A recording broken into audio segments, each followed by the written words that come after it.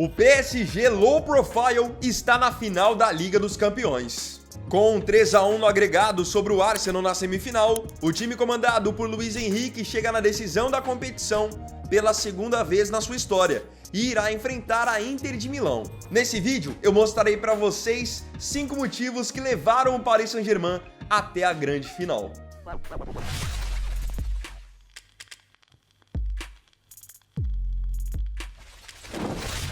Número 1. Fim das superestrelas. Esse é o primeiro ponto que mais chama a atenção nesse novo PSG, chamado nas redes sociais de PSG Low Profile, já que não tem nenhuma grande estrela, como vinha acontecendo nesses últimos anos da equipe. O PSG dessa temporada que chega até a final não tem Neymar, não tem Mbappé, não tem Messi, não tem Di Maria, não tem Ibrahimovic. É um time que deixou de lado as grandes contratações e focou em montar de fato um time, fortalecer o seu coletivo. Então, o PSG nessa temporada foi a primeira temporada em muito tempo que não teve todo aquele hype, toda aquela pressão, toda aquela mídia e, coincidentemente, é agora também a primeira temporada em que o time finalmente joga um futebol vistoso, um futebol de fato coletivo e chega na decisão da competição que eles perseguiram por tanto tempo, investindo tanto dinheiro, e estão descobrindo que no fim valia muito mais a pena desde o começo eles terem investido em montar um time, montar um coletivo. Claro que por muito tempo Neymar, Mbappé, Messi, Ibrahimovic, esses caras foram importantes para expandir a marca do PSG pelo mundo. Mas agora, para resultado, não deu certo. E no fim pode dar certo com um monte de jogadores desacreditados e, para muitos, desconhecidos. Uma coisa que acontecia muito na época das superestrelas era que toda semana praticamente saía alguma fofoca na mídia envolvendo o Neymar, envolvendo o Mbappé, envolvendo o Messi, sem contar que quando o time entrava em campo, parecia que só tinha as estrelas para jogar. Então, por muitas vezes, até bons jogadores deixavam de aparecer, deixavam de fazer de fato o seu jogo, para dar bola no pé do Mbappé, bola no pé do Neymar, bola no pé do Messi, porque como eles eram super craques, então eles que tinham que resolver. E era só bola neles. Agora podem ver que o PSG não tem uma única jogada e não fica refém de um grupo seleto de jogadores. Muito pelo contrário. Se vocês olharem hoje, lateral direito faz gol, lateral esquerdo faz gol, volante faz gol, atacante faz gol, quem vem do banco faz gol. Então, chegou um ponto que hoje no PSG, todo mundo é importante no mesmo nível. Número 2. Quem manda é o treinador. Deveria ser assim em qualquer equipe. O treinador é quem manda no time, é quem escala, é quem indica a contratação. Só que isso não vinha acontecendo no Paris Saint-Germain nas últimas temporadas. Nós vimos por muito tempo o Neymar ter uma influência absurda no PSG, nos bastidores, para a contratação. O mesmo vale para o Mbappé. E agora não tem mais isso, não tem jogador que é mais importante um do que o outro. Quem manda é o treinador e digo mais, é o treinador certo. O Luiz Henrique ele é um treinador extremamente centralizador, conservador, gosta de ter o grupo na mão e não é à toa que ele tem trabalhos de destaque ao longo da carreira em diferentes países e com essa característica de ser um cara de muita personalidade. Não se esqueçam que foi com o Luiz Henrique que o Barcelona venceu pela última vez a Liga dos Campeões. Naquele time que tinha Messi, Neymar, Suárez. Então ele sabe trabalhar com as estrelas, sabe trabalhar também sem as estrelas. E o legal é que nessa temporada, pelo fato de ele ter o controle do time, ele está conseguindo extrair o melhor de muita gente que não vinha num momento tão bom. Eu acho que um dos melhores casos que a gente pode citar é o do Donnarumma, que é um goleiro que vinha acumulando falhas nessas últimas temporadas na Liga dos Campeões e nessa Champions aqui tá fazendo a diferença. Hoje contra o Arsenal de novo, fez defesas milagrosas. Ele pega no primeiro tempo uma baita finalização do Odegaard. No segundo tempo, uma bola que o Saka ia mandando na gaveta. Ele pega também. Então assim, com o Luiz Henrique, com um ambiente muito mais controlado, o futebol de jogadores que estavam apagados começa a aparecer. O Fabian Ruiz, para muita gente, na época das superestrelas, era um jogador dispensável, era um jogador que não somava. Hoje, ele ali no meio campo, junto com o Vitinha, com o João Neves, são peças fundamentais para esse PSG. Estão jogando muita bola e é aquilo, sem mídia nenhuma, sem hype. Número 3. Jogo mais coletivo. Se você tem assistido aos jogos do Paris Saint-Germain, acredito que você vai concordar comigo. Mas hoje é muito mais legal, muito mais divertido você ver um jogo do PSG atual do que você assistir um jogo do PSG antigo, com as superestrelas. O time hoje é mais coletivo, ele se entrega mais de uma coisa que eu gosto, que é importante para o time que almeja ser campeão. Não adianta 3, 4 jogadores marcarem e o restante ficar olhando. Da mesma forma, não adianta 2, 3 atacarem e o restante ficar olhando. O que chama a atenção nesse novo PSG é que o jogo coletivo, a união, ela é muito forte, ela é muito explícita. Então você vê que o time ataca e defende junto.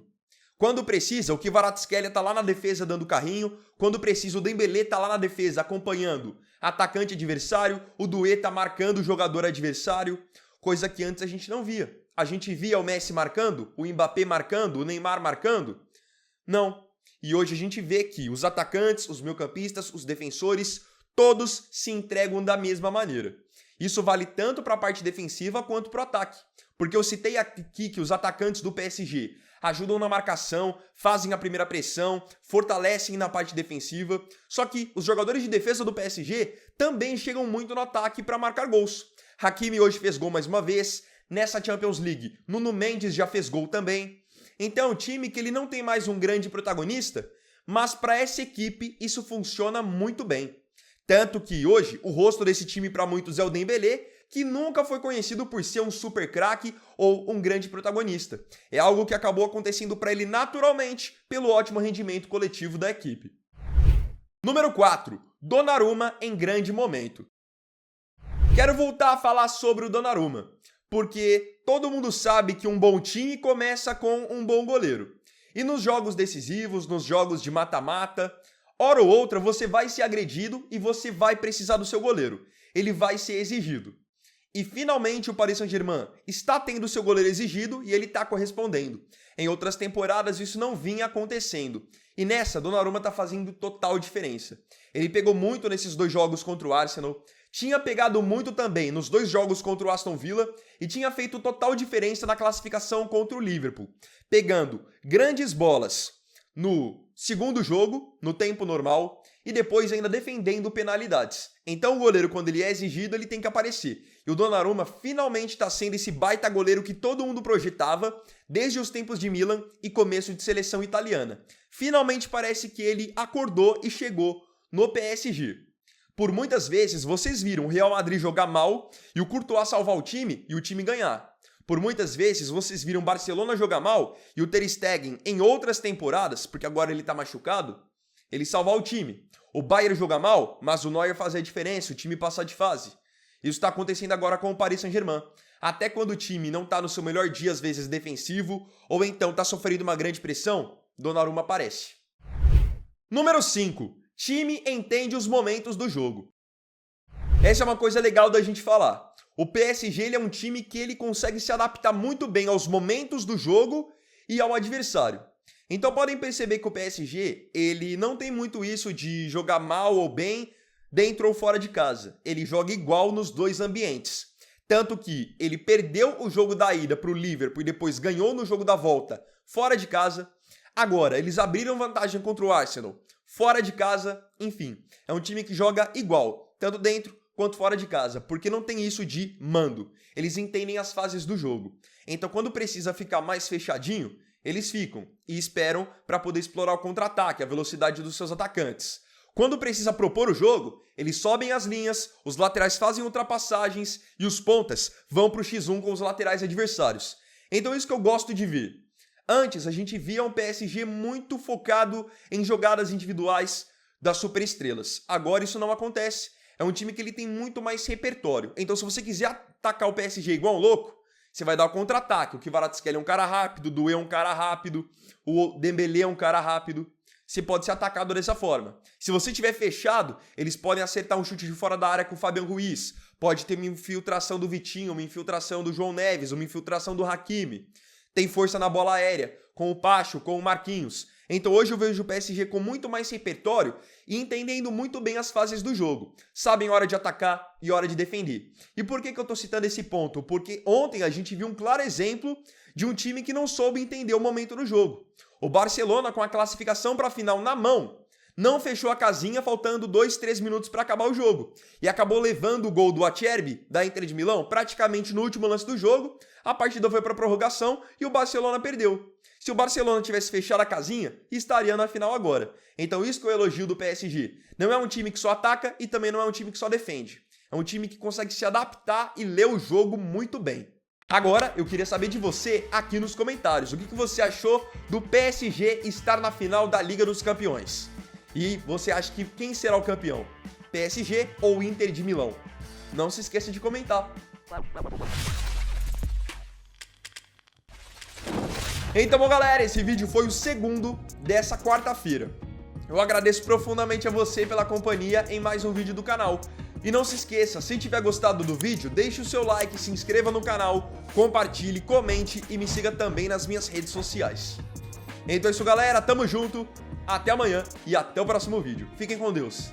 Vini Weiner aqui, valeu, falou e fui!